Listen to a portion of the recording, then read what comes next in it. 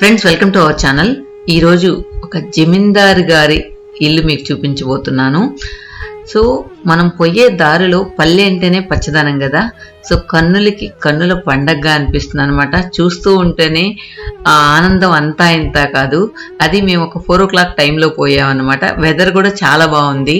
So ఇలా just ఒక drive పోతూ ఉంటే ఎంతో హాయిగా అనిపిస్తుంది. సో మనకి ఎన్ని బాధలు ఉన్నా కూడా ఇలా పచ్చదనం చూస్తుంటే మొత్తం మర్చిపోతాం అనమాట. అంత మైమరిపించే ఈ పచ్చదనాన్ని చూస్తూ మీకు ఆ జమీందారు గారి ఇల్లు చూపిందామని తీసుకెళ్తూ ఉన్నాను. ఇక్కడ ఆ పొలం, సో ఆ జమీందారు గారి ఇంట్లో నుంచి చూస్తేనే ఈ పొలం అంతా కూడా వాళ్ళకి కనువిందు చేసే విధంగా ఉంటుందన్నమాట.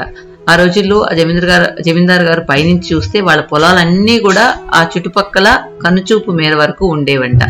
సో అలాంటి వాతావరణంలో వాళ్ళు ఎంత బాగా ఎంజాయ్ చేస్తున్నారు అనేది ఇప్పుడు మనం చూడొచ్చు. కొన్ని విలేజెస్ లో జమీందారులు అనేవాళ్ళు అనమాట, లేదా మహారాజులు అనేవాళ్ళు. సో వాళ్ళ ఇళ్లల్లో అన్ని రకాల వస్తువులు కూడా అవైలబుల్ ఉండేటివి. అదే విధంగా ఊర్లో ఉన్న వాళ్ళందరికీ కూడా ఏ అవసరం వచ్చినా వాళ్ళు ఆదుకునే వాళ్ళు అనమాట.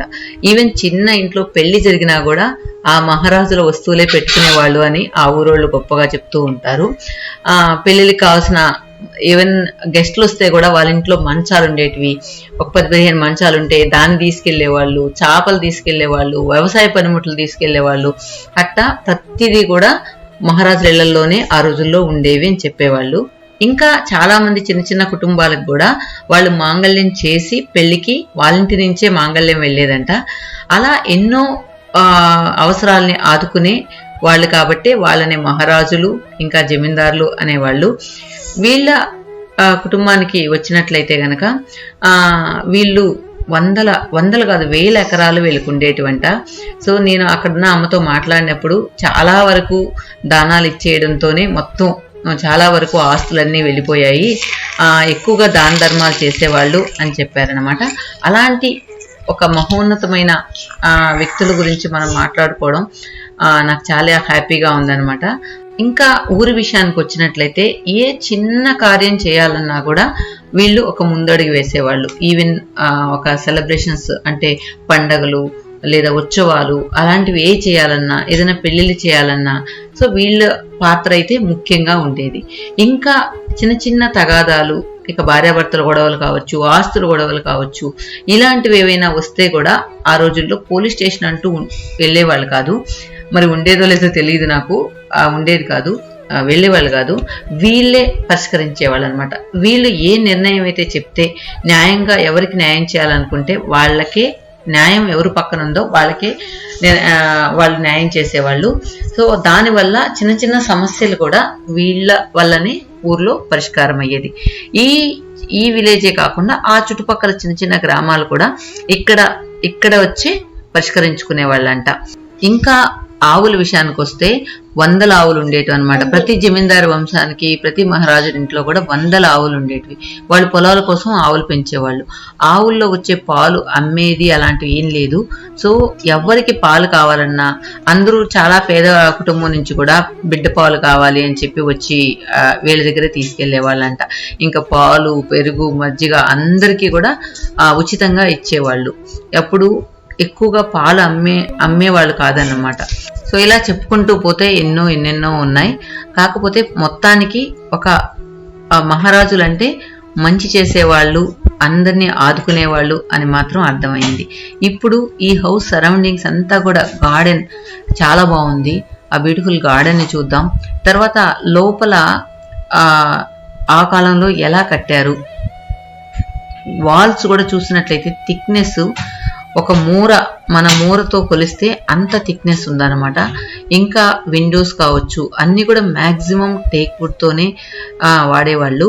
ఈ కొన్ని రీమోడల్ చేస్తున్నారు కానీ మిగతా అన్ని ఓల్డ్ వస్తువులే. మనం ఒక 70 years బ్యాక్ హౌస్ చూడబోతున్నాం. సో లోపల అయితే చాలా బ్యూటిఫుల్ గా ఉంది. మోస్ట్లీ 2 floors పైన కింద. ఒకసారి చూద్దాం, వచ్చేయండి. సో కలువ చెట్లు కూడా వేసారనమాట. కలువకు ఊసింటే బాగుండేది. ఈ మధ్య పూసాయి, మళ్ళీ ఆగిపోయింది.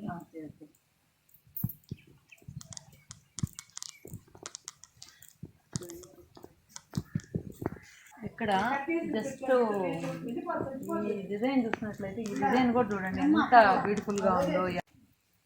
జస్ట్ ఆ రోజుల్లో ఆర్కిటెక్చర్ చూసినట్లయితే ఏం టెక్నాలజీ లేదు కదా, అయినా కూడా వాళ్ళ ఐడియాస్ ప్రకారం ఎన్నో చూస్తున్నాం మనం 100 ఇయర్స్ బ్యాక్ 200 ఇయర్స్ బ్యాక్.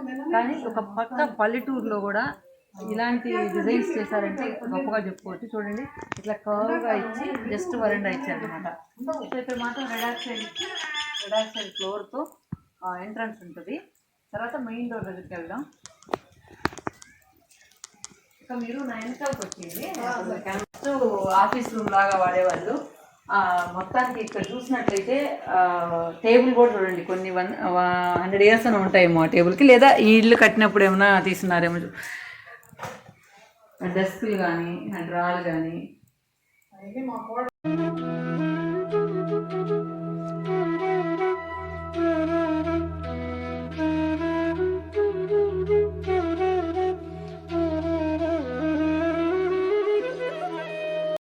చూసారా. డోర్ మ్యాట్ వేసుకోవడానికి కొద్దిగా లోపల డౌన్ చేశారు. ఇక్కడేమో జస్ట్ ఐరన్తో వేసారనమాట, ఐరన్ మ్యాట్ లాగా. బాగుంది కదా ఐడియా. సో ఎవరికన్నా కావాలంటే దీన్ని ఫాలో అవ్వచ్చు. తర్వాత మెయిన్ ఎంట్రన్స్ అంటే మనం మన ఛానల్లో చూసాను, చాలా హౌసెస్ నేను చూపించాను. మెయిన్ కార్వింగ్ వచ్చి డోర్స్కి ఎక్కువగా ఉండేది, కానీ వీళ్ళు మాత్రం చాలా సింపుల్గా చాలా బాగుంది అనమాట. ఇవి మోస్ట్లీ ఇవి ఇత్తలు అనుకుంటా కదక్క, ఇత్తలి జస్ట్ ఒక 2 ప్లాంక్ లాగా వేసి, ఇది ఏంటో తెలియట్లా, దగ్గరగా చూపి అదే బ్రాస్ అంటారే దానిలో ఏదో వర్క్ ఉన్నట్లుంది, అది ఏంటో తెలియదు. సింహాలు కనిపిస్తున్నాయి అది. కాకపోతే మెయిన్ ఎంట్రన్స్ కూడా జస్ట్ సింపుల్ కార్వింగ్ అనమాట, ఎక్కువ కార్వింగ్ లేకుండా. కానీ డోర్ మాత్రం వెరైటీగా అనిపిస్తుంది. తర్వాత వేసినట్టు తర్వాత వేసిన డోర్స్ అంట, ఇది ముందు ఉన్నట్టే కాదు. సో హ్యాండ్ ఇవి కూడా తర్వాత కాబట్టి ఇది అప్పుడుదేనా? అప్పుడుదేనంట. లాక్ కూడా బలంగా వేసిండారు బరువుగా. ఇది అప్పుడు డోర్ అంటే మోస్ట్లీ కార్వింగ్ డోరే ఉంటుంది, గుబ్బలు తలుపులు అట్లా ఉంటాయి కదా, అది అట్లే ఉంటుంది. తర్వాత పెట్టిన డోర్ ఇది మోస్ట్లీ ఒక 40 ఇయర్స్ అయ్యిండొచ్చా? 40 లేదు, ఒక 30 ఇయర్స్ ఉంటుంది. ఓకే, 30 ఇయర్స్ ముందు మార్చారన్నమాట, రీప్లేస్ చేస్తారు, అందువల్ల ఇట్లా ఉందేమో ఈ డోరు. తర్వాత హాల్లోకి వచ్చేయండి. ఒక నిమిషం ఇక్కడ ఎక్కడ స్విచ్ వేస్తాం.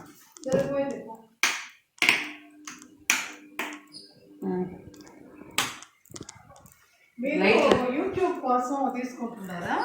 అవునక్క. ఇది జస్ట్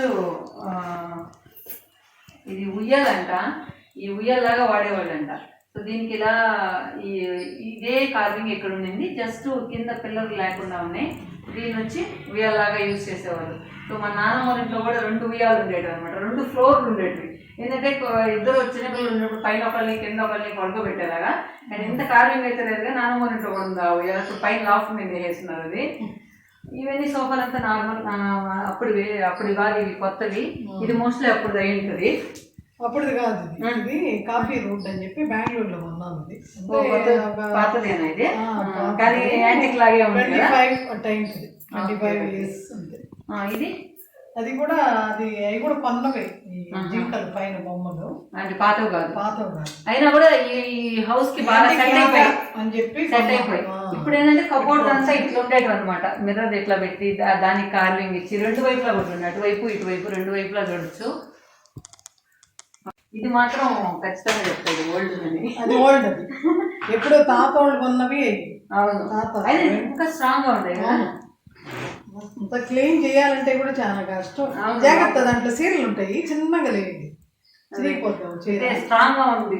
అప్పుడు మంచాలకు కానీ ఇది కానీ చీరలు చిన్నగా లేదు, చాలా డేంజర్. అది ఒకసారి చీర ఉద్దాగా దించుకుంది దాంట్లో. అల్లకం కూడా చిక్కు జరగలేదు, పెయింట్ వేసినట్టున్నారు కదా. ఏం లేదు, అప్పుడు పెళ్ళిళ్ళప్పుడు ఇంట్లో పెయింట్ వేసి ఉంటారు, మళ్ళీ ఏం పెయింట్ ఒకసారి చూస్తున్నాను.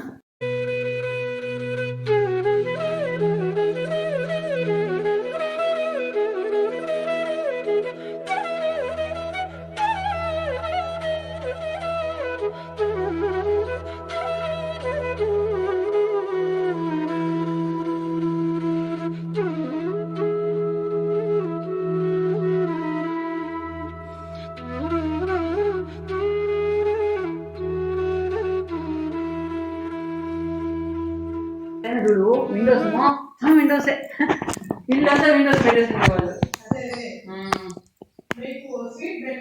అయ్యో ఏం వద్దు.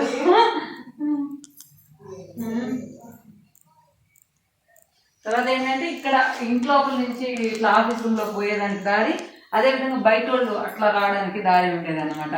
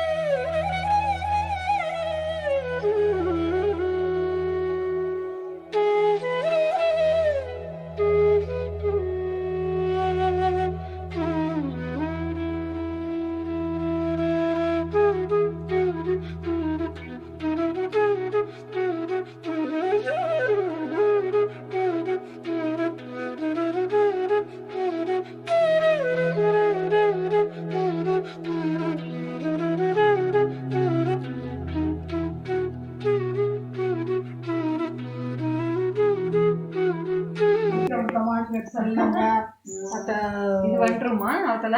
వంట రూము, చాలా రూములు, ఒక రూమ్ కాదు. అట్లా అట్నుంచి తీసుకో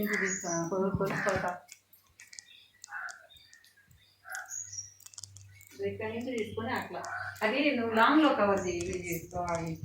ఇక్కడ ఏంటంటే ఇట్లా పడుకోవడానికి అనమాట, ఇట్లా అప్పుడు తాగోళ్ళు పెట్టుకోవడానికి కూర్చోడానికి ఎట్లా కట్టించారు.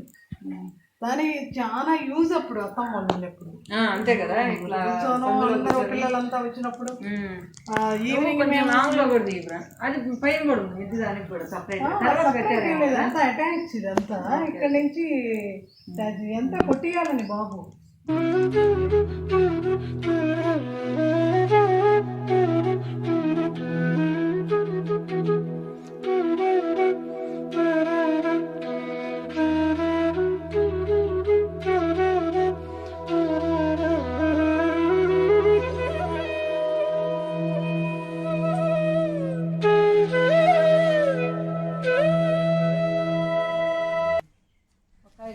లోపల ఇట్లా ఆరెంజ్ లాగా ఉంటుంది, అదే కదా కదా